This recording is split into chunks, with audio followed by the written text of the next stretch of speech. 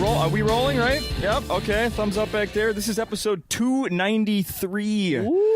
Yes, that is the proper reaction of 293 podcast. One a week. This is No Laugh Track, Acme Comedy Company's podcast. I'm Justin Severson, the host, and I have a first-time guest here that I saw last night. Yeah, he's excited. Oh, yeah. It's Mark Norman. How are you, sir? I'm good. I'm about to eat some chili. I'm gay. I had a lot of press today and had a hell of a show tonight. I love the club, and I love Minneapolis, and I love pussy. Sorry. But, yeah, happy to be here. Good. And Minnesota, of course, known for the chili, so you really picked the right... No, we're not at all. Oh, you're not. I don't know. You're known for Prince, Loosey Goosies. What? Juicy Lucy's, sorry. And but hey, we're pretty loosey-goosey. Yeah, you are. You're a cool city. You're like Portland, but less annoying. Thank you. And I was wondering how that sentence was going to end. Well, yeah, because you guys are kind of you're fun-loving, but is this Midwest? Yes, sir. Okay, so you're Midwest, so you have the nice thing, but you're not like pretentious.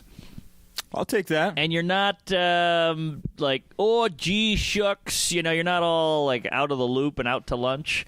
That's because you're in the city. Drive a little farther. Got it. Yeah. Well, I'll stay in the city. We have plenty of those people. Have you been? You've never been to Acme, correct? Never been to Acme. I heard lots of lore. Everybody says it's one of the best clubs, and I believe it after last night. There's about 8 good clubs left, and this is one of them, folks. So get on board, and get a seat and get a ticket. I was here last night.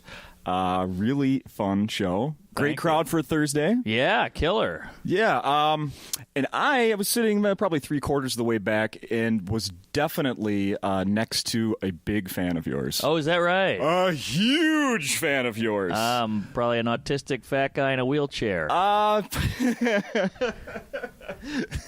assuming. That's my people. I don't... his whole body was in the laughs. Oh, wow. It wasn't just a loud laugh, Mark. It was like he was bent over. It was really? Almost fell out of his seat and landed on me. We were both near the aisle. That's so nice to hear because, I love my fans and all that, but you notice a lot of my fans don't laugh. Because, I'll come out and they'll be like, Tuesday, Norman. They'll say all my shit, and I'll watch them throughout the show, and they're just studying. They're not enjoying it. They might be enjoying it, but they're like, here he is. I'm finally seeing him. And they're just taking it all in and not actually enjoying it or laughing. This guy was the opposite. Good to hear. You were just doing the setup, and he was... Oh, I love that. Yeah. All right. Well, come back to every show there, fatty. Dude, I left right away. Did you go out? Did you go out and chat with people afterwards? Have a drink? I chatted. Yeah, I did. I always shake hands and take photos. It's because I have weird guilt issues, and I feel like if they came out, I gotta say thanks.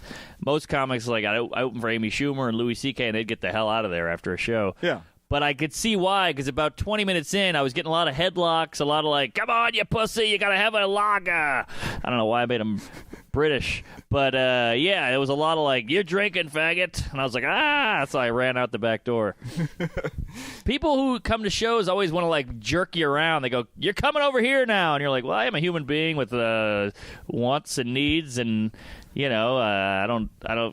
could just say, hey, come over here, please, or you want to come see this, but it's always just yanking.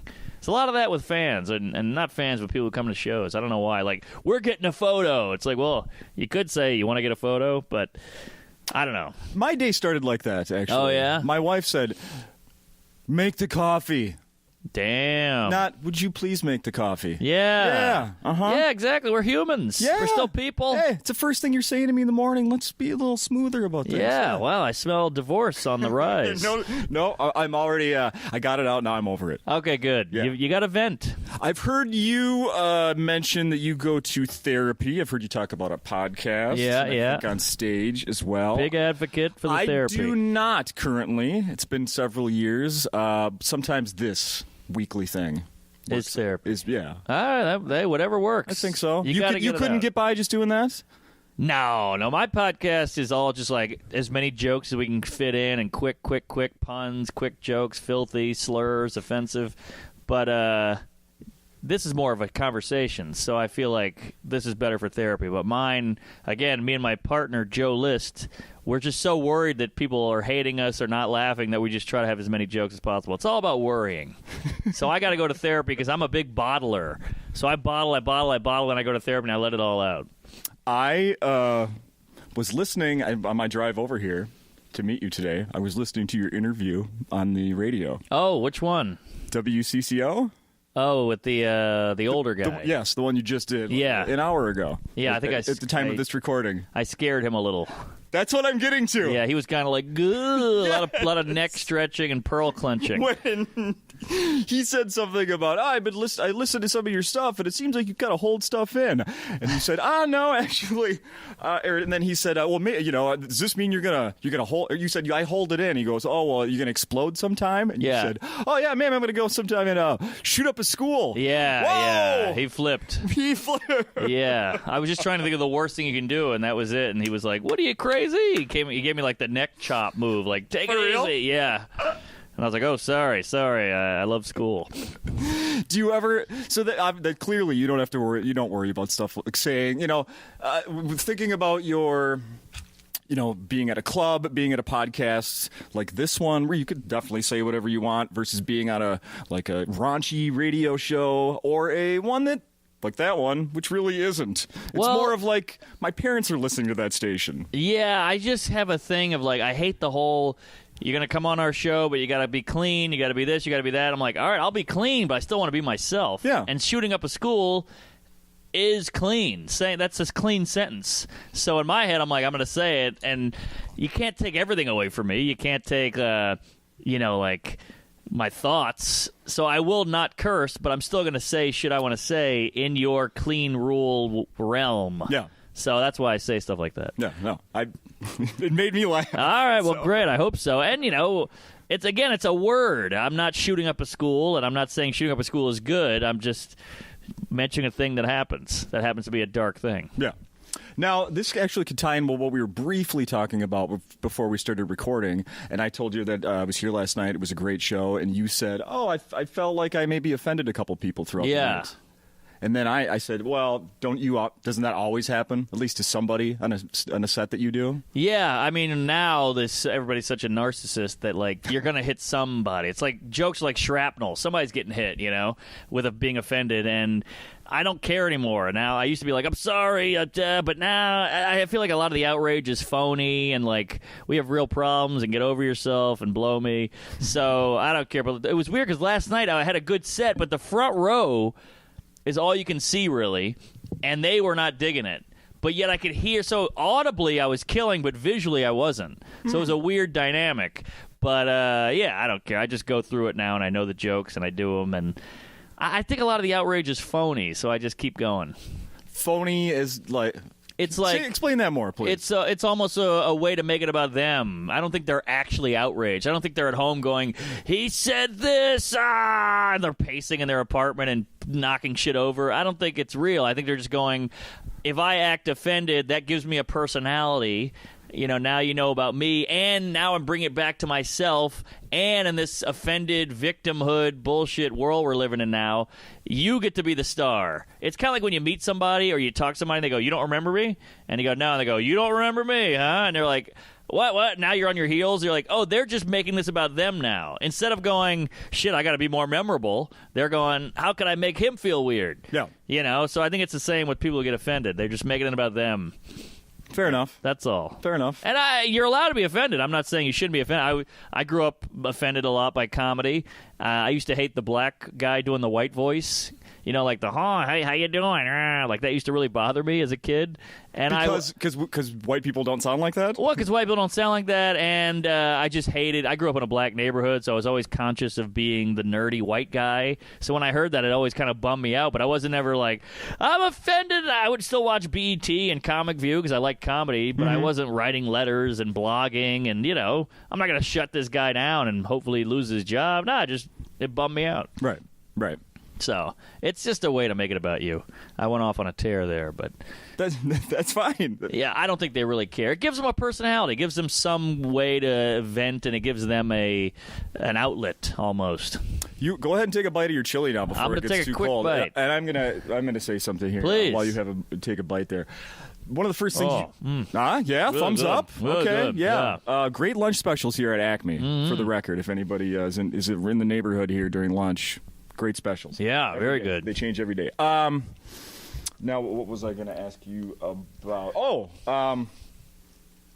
Can I about being offended at everything? Earlier this week, I don't know if this is already dead, but I'm just curious because you're the first comic I've talked to. The whole Michelle Wolf. Loved it. I thought it was a killer set. I thought the jokes were great. I thought she hit both sides. I thought she did exactly what she was supposed to do.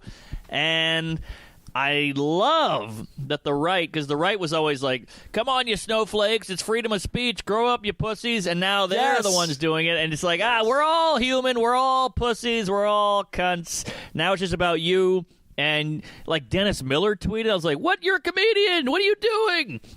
So, yeah, that was in Roseanne's. Roseanne was like, the first rule of comedy is you don't make fun of people with more fans. Like, what? What the fuck That's all was you that? do. What That's every was that? roast. That's every roast. That's every joke. That's every soup and talk soup and all that fucking late night shows. That's all you do is make fun of famous people. What, am I going to make fun of someone no one knows? That's not comedy. Comedy's all about being the underdog and making fun of rich people and people in power, and that's what she did. I thought she nailed it. And I'm glad she didn't apologize, too. Everybody's apologizing now, and it's like, what are you doing? You're a comedian! And Kathy Griffin, that twat, took her apology back. Yeah. Which, like, no, you blew it, sister. You tried. And I'm on her side. I'm a comic. She's a comic. And the Trump hit. I don't give a fuck. Yeah. But she tried to take her apology back, and that was gross. Could you ever, what if they asked you next year, 2 years from now, to host the White House Correspondents' Dinner? I mean, I was texting with Michelle Wolf the day before, and she was like, I don't know if I should say this, but she was like, I'm so nervous, I'm terrified, I'm shaking. And I was like, look, if they start cringing and if they get weird, that means you're doing your job. And she wrote back the day after, she's like, I thought about that a lot. So that made me feel good. Oh, that's good. Yeah, but I don't know. I could do it. I would do it, but I don't know if I could do as good of a job as she did. Yeah. I don't know anything about political humor. I hate politics. I don't know anything about politics. I never write jokes about it. So I don't know who Mueller is or Comey or Pence. It all blends together. I couldn't care less. So I don't know if it's not my gig. Yeah. But I would do it, sure. I'm maybe just a half a step ahead of you, but I get easily confused who the hell Comey, Mueller. Yeah. There's getting to be too many names. And it all goes away. Like, Michael Che, he's the SNL guy. Yeah. Yes. He's got some great points. He's a buddy of mine, and like some woman got fired for being a nurse because she typed the N-word on Facebook or something like that.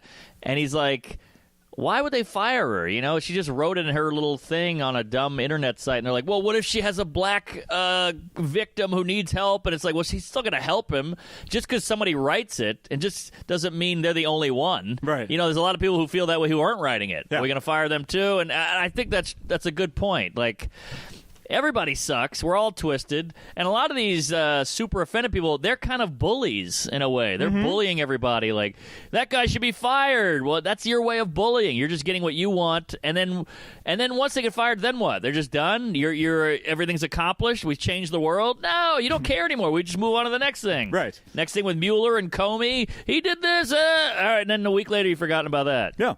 So that might be a good thing that we move on so fast. I mean, is it? I feel like if we care so much during the week, why wouldn't we care the next week? Because I think it's phony. Because it's phony. I'm backing up what you said. A lot of it is phony. It's the same with the Me Too shit. Like, of course, these Harveys and Matt Lauers and Cosbys are lunatic, rapey. Brokaw. Who? Tom Brokaw's the newest. Yeah, Brokaw, Charlie Rose, R. Kelly. All these guys are sickos and gross and creeps. But like what happened to Louis, I feel like was almost like he just got swept up in the timing of it all. Oh, yeah. What he did was 15 years ago, and he asked him, I'm not defending his jerk-off stuff, but I'm just saying, like, he got swept up in it. we get all wrapped up and we forget. Like, then Aziz thing came out. That came out, and then everybody's like, well, this is getting a little silly now. What are we doing? We're overdoing it. Yeah, and now women are just complaining about bad dates. Yes, exactly, which obviously are out there, and obviously women are whatever and all that, victimized and sure. objectified and all that. So we got to keep an eye on that, but, like, let's not lose sight of the real thing here. Yeah. That's all I'm saying. Yeah. Yep. Here. One of the things you first said when you came out last night was you made some riff about St. Paul and Minneapolis. Have you figured anything out in the less than 24 hours since I've been asking around a lot. I've been doing a lot of probing because a lot of cities have that rival city, like, or state. Kentucky hates Ohio or whatever the hell. So, like, I was just in Raleigh, and they have Durham, and then they hate Durham, and then Durham hates Raleigh. There's always a rivalry, but you guys are so quaint and nice that I'm like, how about St. Paul? And you're like, yeah, we like St. Paul. It's like the older brother, a little more quiet. Mm-hmm. So I was like, all right, that just proves again that you guys are cute and lovable. I was thinking about that this morning, and I was like, how can I describe it to him? Can I simply describe that to him from my point of view? St. Paul's where you want to live. Minneapolis is where you want to go out and party. Okay. All right, that helps. I'm just, every city I go to, I take it all in, I say it on stage, then I move on. So I just want to learn. Yeah. So teach me. I'm born and raised in St. Paul, so that probably clearly adds to some bias, but... Oh, yeah? Yeah. Okay. St. Paul's a little smaller, but we have the capital. Something to be proud of. There you go. Right? Yeah. There you go. We're a little closer to Wisconsin, which isn't a good thing. That's our big rivalry. Oh, okay. Minnesota, Wisconsin, huge. I didn't know that. Oh, really? Okay. All right. Yeah. Yeah. This is all news to me. Okay. Now you grew up in New Orleans. You got that right. Who's the rival? City or state or? I guess we don't have one, but obviously there's a lot of football. We hate the Falcons. Oh, yeah. We call them the Dirty Birds. I don't know why. And then LSU is in Baton Rouge. That's Louisiana State University, and they hate Auburn. I don't know why. Okay. So there's all that bullshit, and I try not to get swept up in it. But, yeah, from New Orleans, born and raised, and had to leave because there's no comedy there. Right. How long ago did you leave? I left in 2007, so I'm going to hit 11 years soon. Okay. Yeah, and it was a rough transition to go to New York. It's really a young man's game. I was like 22, 23, and I got mugged 3 times in a year. Landlord died of AIDS, got bed bugs, the whole thing. All true. I listened to you on one of my favorite podcasts. With Jade Larson, Ryan Sickler. The Crab Feast. Good one. The stories, I'm not going to ask you to repeat any of those stories, but you told, I am just encouraging people to go back and listen to that episode. Yeah, please. Fantastic. The stories that you tell on that episode. Thank you. Holy shit. Those are all my top story. I really pulled all out pulled out all the stops for that puppy. That was those were my biggies. I was such a big drunk, and New Orleans is very lawless and very irreverent, so you end up. And we were just like feral cats where your parents were like, get out of here, go do shit. So we just got in all kinds of trouble. There's a story that you told on that podcast. How can I quickly just give, let's see. It's about meetings. Yeah, you eat while I try to put some words together. And you talked about, it was basically banging some older lady, right? Mm-hmm. That's the super fast version. And as I'm listening to you tell the story, I'm thinking of another New Orleans comic that I know that's been on this podcast that has told his own crazy story like that. Oh, really? You've never heard his? Maybe. Did he fucking roll in the woods or something? It ends. I don't want to ruin it because people should go back and. Sean Patton's been on this podcast 4 times at least, maybe 5 now. He told that on one of the first appearances, and it's. He meets a woman. They end up back at her house at one point. A video starts playing on, I think, a VCR, and it's her on the sex tape. I've never heard this. Ends with the guy writing a check to Sean to get away. I know this one. Yeah. But there are a lot of similarities with your story, and I'm just wondering, is there something? What's going on in New Orleans with these horny older women? I gotta tell you, I first of all, people and guys that are like witnesses. Well, people go to New Orleans to get kooky. Like they go there like to get after it. It's always like Vegas, where like what happens here stays here. This is a sinful city. We're getting into it. So that's already on your head. Add booze to that. You can drink outdoors. The beer is flowing. The whiskey is flowing. So then you got that, and then you just got there's a lawlessness to New Orleans. Where you can just like run amok, and also this is pre-internet. So you put all that into a nice big gumbo, and you got a real sloppy trifecta. So that's what it is, I think. Okay. Then there's the French Quarter. There's just a seedy vibe in the air in New Orleans. It's a gross, horrific, hoary town. Like people used to come there and get laid just like off the boats. And that's still in the wood there, Okay. So that's what it is.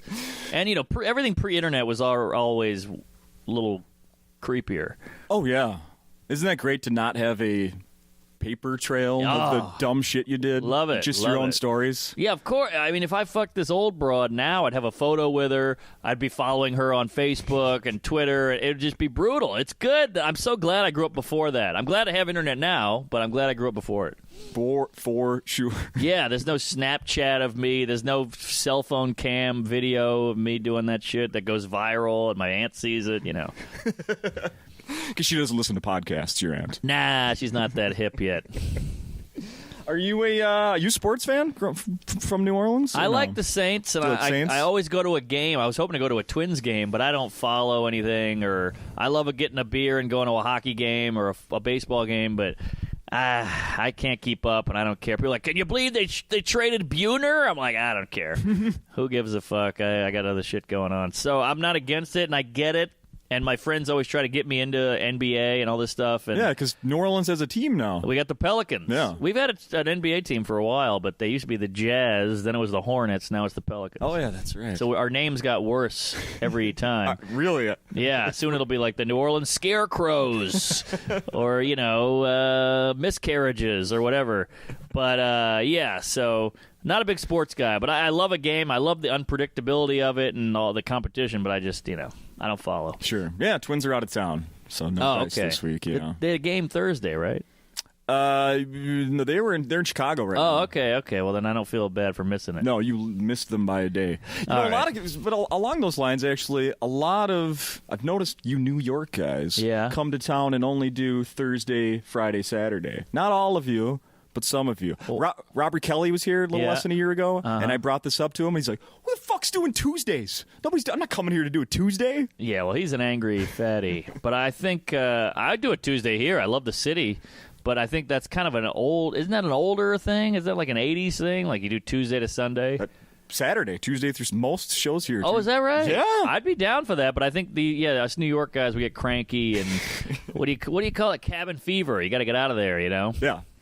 Fair enough. I don't mind coming to the Midwest. I'm sick of going to the West Coast because that flight is such a cock. But I don't mind coming here. A 3-hour flight is great. Chicago, Minneapolis, Detroit, all that's great. Yeah. Do you go to Canada? I love Canada. I go to Vancouver every now and then. I go to Montreal a lot, Toronto. Big fan of Canada. Right on. What better place to party, Vegas or New Orleans? New Orleans, by far. I mean, first of all, Vegas, it's just a bunch of fat losers in Vegas. It's like, anybody who needs to go to a casino to have fun sucks. There's no culture in Vegas. We got the architecture, we got the food, we got jazz, we got Mardi Gras, we got the French Quarter. Vegas is just it's just like a shopping mall with sand and casinos and slot machines. So we're way better, and you can drink outdoors, and you can drink. We have 24-hour bars. We got drive-through bars. We got better drive-through bars. Yes. What is that? You just go up and you get you know what a daiquiri is? Yeah. Yeah, we got daiquiri shops that have drive-throughs. Getting a DUI in New Orleans is it's like hitting puberty. It's like a rite of passage. So congratulations. Yeah. By the way, I heard the DUI rate here is pretty high. Yeah. Which makes sense. I mean, you guys drive everywhere and your booze bags, so it's going to happen. I heard it's 1 in 6. It's almost like herpes. Yeah, I've experienced that. You got one? Well, it's if you look up my record, it will say careless driving. Oh, you got it expunged. That's correct. Good for you, buddy, because Yes. those things haunt you. Expensive lawyer. Good for you. You got to know a Jew. Italian. Well, the good-looking Jews, we call them. Yeah, so I certainly know about that. Today is people, are all excited that Star Wars Day today. Oh, is that today? May the 4th. May the with 4th you. be with you. So we're boy. using puns with speech impediments, I guess, right? Is that what that? I guess so. I mean, I feel like this whole day is just based around that pun. Yeah. Is that it? Mm-hmm. All right. Well, I don't know. I did a little research. It's because I've been a Star Wars fan, since I was a kid, and this thing was not around until up about 6 years ago. Yeah. It's a Disney thing. Well, they're smart. I mean, it's just more promotion for them. Yeah. So therefore, I'm against it. Thank you, which is a great Groucho Marx. Whatever it is, Oh, yeah. I'm against it. One of my heroes. Really? Yeah, I love. He was a big influence on me.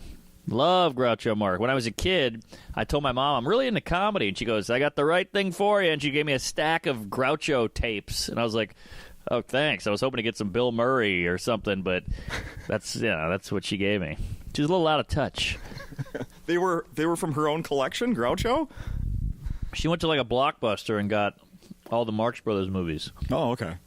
Which, I guess I would have never seen them otherwise, but it's just weird that she went back to the 40s. Yeah, no kidding. Yeah, but that's my mom. She's old school. You've done Conan quite a few times. Big Six.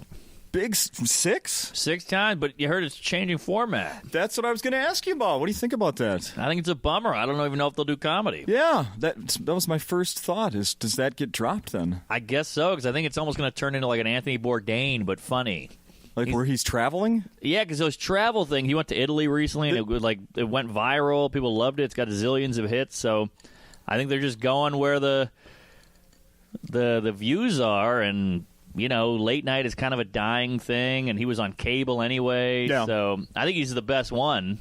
But I don't know if he's the best, but he's definitely the funniest. Mm-hmm. And now it's Fallon playing beer pong with the Pope. So it's kind of just law. It's all just. What do you call it? It's spoon feeding now. Here you go, you idiots, and we can't offend anybody, and we can't polarize or push buttons, so we'll just play games with Jennifer Lawrence. Right. And, and that's doing well, so I guess they got to go that way. Well, be ready, because in about 5 minutes, we're going to bring out the wheel, and we're each going to spin it. That's fun. No games here. Have you done Fallon? Yeah, I did the Tonight Show, and I'm proud of it. I just love that I have done the Tonight Show. Yeah. It feels good in my career. It's some kind of legitimacy. Okay. And it was cool. It's 30 Rock. It's in New York. You put a suit on. It's great. You've got to be one of the... And you've done Colbert as well. Colbert, Fallon, and Conan 6 times. I'm shooting for a Seth Meyers in the fall, so keep a lookout, folks, because that'll be a nice... I don't even know if I want to do Corden or Kimmel. Kimmel is not great for comedy. They do it in a different room. The audience has to go into another room. It's really actually kind of shitty how they treat the stand-up. It's like, come on, man. Put the guy on the main stage, and what are you doing with this bullshit with the moving the audience? So, yeah. Have you heard why? That's just how they do it. I don't know why, or I think they're just out of the loop. I don't know if I honestly don't know, but it sucks. My friend did it, and he was like, I wish I hadn't done it. That's really strange. Yeah. Is it recorded at a different time of day than the rest of the show? They finish the show with Kimmel, and then they take everyone to another room, and then they do it like a comedy club style, but everyone's standing, and the camera's like above the crowd, so most of the crowds look at the camera like waving at them, and they don't even notice the comic. And there's a lot of like wooing and woo, yeah. It's like, well, this is not good for stand-up. No. So I don't even know if I want to do it. But it would be cool to have all of them. I think I heard a woo from one of your big fans. All right, well, I don't mind a woo out of the gate, okay. But on TV, you want to really kill it. You don't want to have a woo crowd. You want a crowd that's listening and laughing. Let's talk about, we've mentioned it briefly, let's talk about your podcast a bit. You're sure over, 4 years, 5 years? I think we're at 5, like yeah. Nice. We're out of diapers, and we're walking. Teething? 5-year-olds have teeth, I think. Oh, yeah. Yeah, so we're still breastfeeding, though, sadly. But That's weird. yeah, we're a weird group. I'm still wetting the bed. So, it's me and Joe List. We We do it every week, and it comes out. He does the road. He'll go to Denver. I'll go to Minneapolis. He'll go to Austin. I'll go to San Francisco. We come back, and we talk about what happened, and we do it in a comedic way. And I feel like we have a rhythm now and a rapport and our own language even, and it's catching steam finally. Yeah. I've listened. All right. I'll take it. It's really good. You guys are really funny together. It's really interesting how you guys, like, just the way you describe that is what it is, and all of a sudden you'll just be like throwing out like words that I can't do a good example. Yeah, it's a weird. Well, it's all. I feel like our stereo, pun, a lot of pun, a lot of wordplay, a lot of in the moment, a lot of off the cuff. It's all stream of conscious. I feel like our podcast is like a flowing river. And if you try to just jump in, you're going to get fucked up. You kind of have to be in that river already. So you got to get on early. So some people can do it, and some people go, why would I get in that river? The current's too fast. And you show up zero prep. Zero prep. Well, I'll write things down like I went to the bakery, and then we'll just go off that. Okay. But, there's no prep. It's all off the cuff. And I got to say, for being off the cuff, it's pretty funny compared to some pods I've done that are supposedly funny. But they're just like, so, I hear you like dogs. And the guy does his dog bit. Brutal. Yeah. Uh-huh. When you did the Crab Feast, Ryan Sickler kept going, I got another. So did you give them a list of stories? Did, yeah. How often does that happen? Because I got to say, I often think, man, if I could do something like that, wow. Maybe like everyone would flow a little bit better, but then I don't know. But then I like the way we do it here, where it's just I got the things I'd like to kind of lead you into, but I really don't know what's coming, and I might throw something out, and you have some the guest might have some crazy story. I'm like, where the fuck? I didn't see that coming. I agree. It's better to find it. I like that better. Those every now and then you get the set us up ones, but that was okay because it set you up for a story. Yeah. But I got to say that pod was a lot of work because it was just like you sit down. There's two hosts. And they go, what was that thing? Tell that story. And you're just, okay, and it's all on you, and now you're telling a 12-minute story, and they chime in every now and then, but you're like, I'm doing all the heavy lifting here. This is your podcast. You host this thing. Right. But it was still fun, and you get the stories out, which is nice. But, yeah, they really put it on you. Listening to your podcast, I found out that Phil Hanley, multiple-time guest on this show, is in the new Amy Schumer movie. That's right. He is. He's in it. He's a hot guy, and he's like a sexy date guy. And did you go see it? I did, and he didn't even tell me he was in it, so it was a fun surprise. He's a handsome devil, that Phil Hanley. He used to model. I know. Which is rare for comedians. I know. We're, gross, pudgy dorks, usually. Yeah, I've tried to tease him about it, and then it's like, well, wait, I'm teasing you because you made money for being good-looking. You come out ahead in this. Yeah, exactly. I'm punching up. Yeah. But I don't know what Roseanne thinks about that. Well, she's bananas. By the way, I watched her show. Oh, and? It's dumb. It's a sitcom. It's like the guy walks in, they all applaud. Then he says some cheesy line. They all go, ah! But it's a cool show. I mean, I'm not a Trump guy, but... By the way, that's a whole other thing. How people got outraged by the show. She's a Trump supporter. Like, really? It's a dumb, made-up thing. Get out of here. Like, that's where we're at. We have to fight about this. But it's pretty cool. Like, she's hitting issues, and the sister is like a big hipster, progressive, new agey kind of chick, and then she's the old-school fat lady, and then they go back and forth, but they hit on everything, and they talk about current events, and it's fun. It's a fun show, but everybody's just... has to shit on it because it's a Trump thing, but it's pretty good. It's like it's social commentary. Yeah, my wife and I have watched I don't know the first four. Yeah, I think. Yeah. I mean, it's cheesy and it's sitcom-y, but it's kind of cool. Like it's like a throwback, and they're talking about real issues, and it's funny. Like they're making fun of it. I saw that the ratings are down from what they were the first several weeks. Oh, is that right? Yes, wow. But it's still strong. Okay, still strong. Not as good as it was. I'm shocked. That's interesting because it came out of the gate swinging. Oh, yeah. Well, they did a really good job promoting the shit out of it. I mean, it was nonstop for that month before. Oh, is that right? Oh, yeah. Well, it worked. Yeah, for sure. It's hard to keep ratings up, because there's so much shit out there. How about you in acting? Horrible actor. I just cannot. I'm so me. I'm such a, person. Weird person that I can't slip into another role. It's hard for me. I've worked so hard to cultivate this. Right. So now I got to go be a guy at a funeral. I can't do it.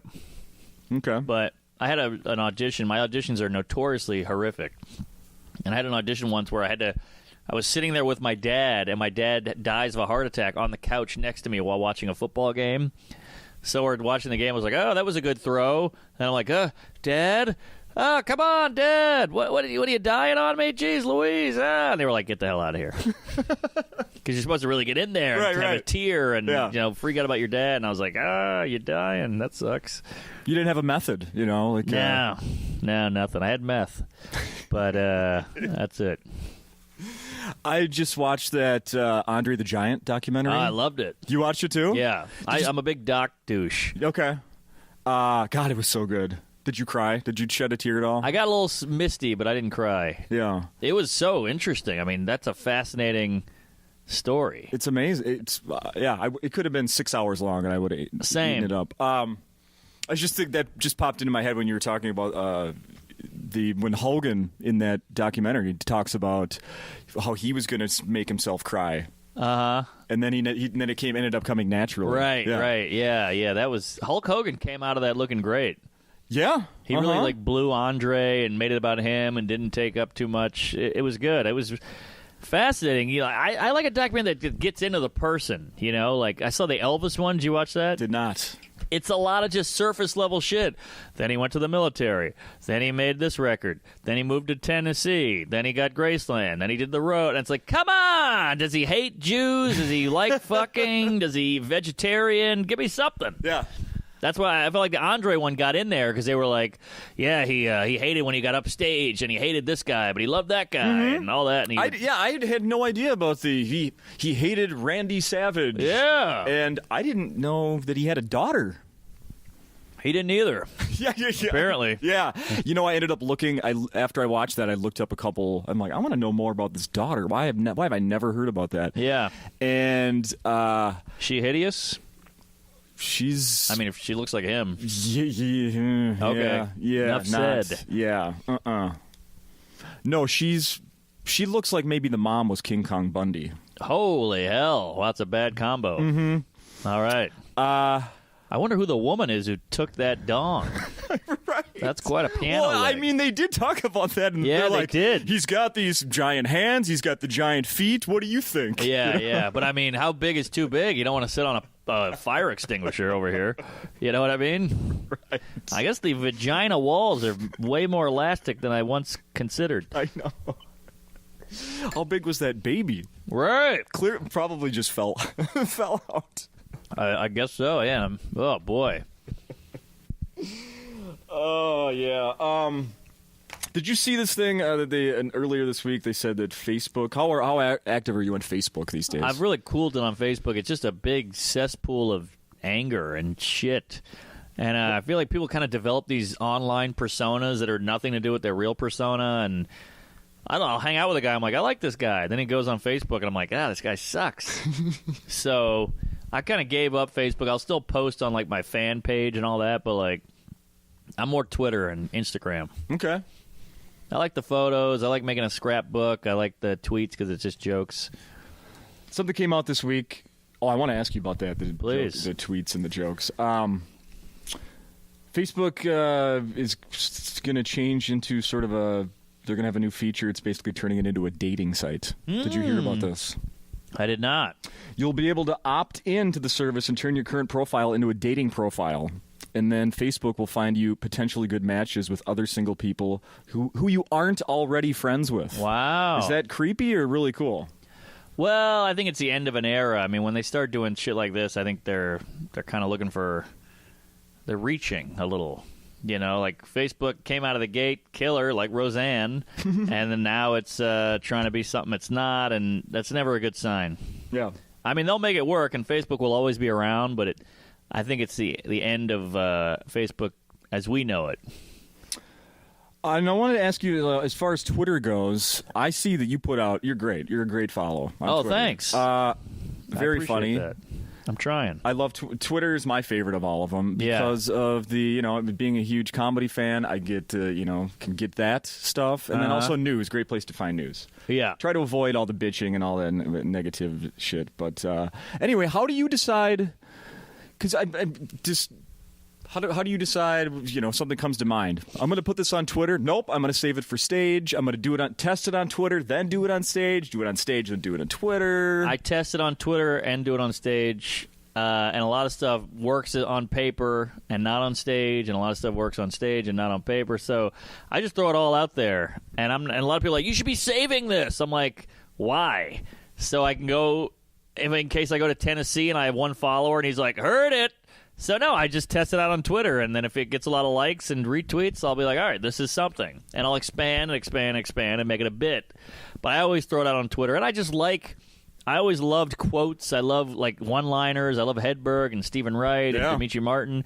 And I love Mark Twain, and I love Groucho. And I think it's fun to have, how many of those can you make in a day, in a week? So I like just throwing them out there. That's really cool. Also, it's like a timestamp. I've had jokes stolen from me, and I go, hey, that's my joke. And they go, nah, I wrote this 2 days ago. And I go, I wrote it 3 years ago, and I show them the little tweet. Nice. So it's almost like a legal thing after a while. You've done that in person, or you see somebody else's, and then you send them a link, of a photo or a screen grab of your tweet. Yeah. And then you go, hey, got it. Beat you. Blow me. Have you ever been accused of stealing a joke? Oh, yeah. Yeah? How does that go? A famous comic, I'm not going to say who, I did his joke on the radio subconsciously. Oh. I'm a big, anti-thief guy when it comes to comedy because I'm so joke-heavy and I love the writing and all that. Mm-hmm. But I was talking with another comic, and we were telling jokes that we like back and forth, and he told me a joke, and I go, oh, that's great. And, months later, it was just in my subconscious, and I just told it on the radio. And all the guy's fans tweeted, you're a fucking thief, you stole that from him. And I was like, I didn't even know it was his. I didn't know it was... We were just trading one-liners, and I thought it was like a street joke. Okay. So I said it, and then I got all the tweets, and I'll tell you, I got a glimpse of being a joke thief for a couple hours. It's brutal. Okay. I mean, the aftermath and the backlash was insane. And this guy's really popular, so I got his phone number from a friend, and I called him, and I was like, hey, I want to just lay it all out there. I'm sorry. I didn't know this was your joke. I didn't know...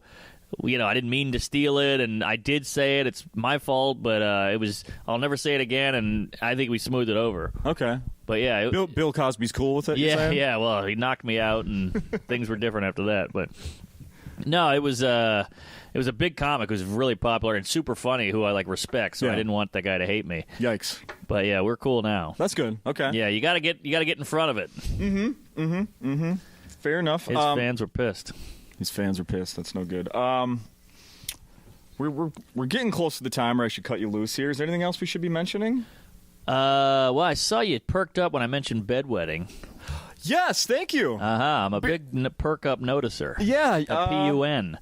Well, you know why? Because that's, again, what's going on in New Orleans? Sean Patton has that. That's right. What the hell's going on? Well, again. Literally, Mark, I've done 293 of these. Only 2 comics have had issues that they've talked about publicly. In the words of Leonardo DiCaprio in The Departed, it's not supernatural. Yeah, I think it's just a combination of, there's a lot of comedic bedwetters who aren't saying it. Sarah Silverman, the other guy.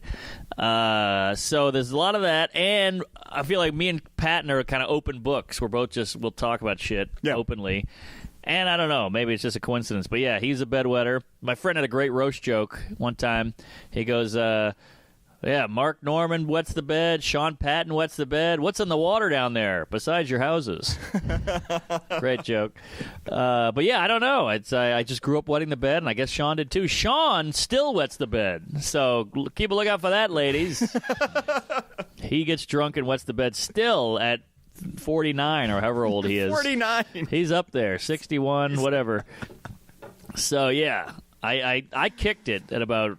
I think the last time I went to bed, I was probably 25, but he's still going. And again, going back to you on the crab feast, you told some bedwetting stories on there. Oh yeah, I peed on a lot of ladies. So fucking funny. Oh, yeah. Oh my god. Or staying at another person's house, like you didn't have a place to live, going to pee. Nothing more humbling than wetting the bed. You have a great night, you get laid, and then you wake up and you're like, how do I get it? I would have walked home for miles in the sun, just soaking wet, just out of guilt and shame. That's a walk of shame right there, bedwetting. Yeah, the definition needs to be changed. Yeah. True that. I've flipped a lot of cushions. I've blow-dried in the morning. I've put baby powder, whatever I can do to stop the moisture, but can't stop it. Uh-huh. It's like ISIS. I got one. I did one. It wasn't the bed, but it was a couch, and it was about 5 years ago after getting so drunk at my work holiday party that I was getting dropped off at home by I worked at a radio station at the time, was hitting on the sales manager. Yeah, you were. Who just was leaving at the same time I was, dropped me off. What's his name? Yeah. All right. Begging her to come inside with me. You were begging her to get inside. Hey-o, and woke up the next morning. Did you? No. Well, it's probably for the best. Oh, no doubt. Oh, yeah. God, no doubt. And woke up the next morning on the couch in the living room in a huge pool, pardon me. Big pool. Of my own urine, yeah. Damn. Wow. Mm-hmm. It's a bitch, isn't it? I mean, it's the first thing when you wake up. It's like just so... it's just such a day ruiner out of the gate. It's not even like, I got my coffee and then I got splashed by some water when a truck drove by. No, it's just instant depression. Yep. And then my next thought was, I have a roommate that had a chick over. Did they see when they came home? Is it too late to flip the cushion over and pretend like this didn't happen? Yeah. So what'd you do? Flip the cushion over, pretend like it didn't happen. Found out 2 days later that they saw me laying there in my bed. God, it's like bringing me back, to the many times I've done it. It's brutal, man. Yeah, we've grown up now. All right, we've all moved beyond that. Mark, thank you. I really was excited when I saw you on the calendar. And I was like, how are we going to get this done on a Friday when he's doing a bunch of other stuff? So thank you for leaving the time to do this. And no problem. Thanks for making it work. We're like, this is going to get posted today to get people to come see the show. So if you don't have tickets yet, get a hold of us here at Acme. Get tickets. 2 shows Friday, 2 shows Saturday. We're sold out early show Saturday. So nice. Get some tickets to other shows. Thank God. Let's get some runoff. Yeah. Just like your mattress. It's soaked in. You're wrong. Yeah, you're right. It soaks in. Thank you, Mark. Thank you, sir.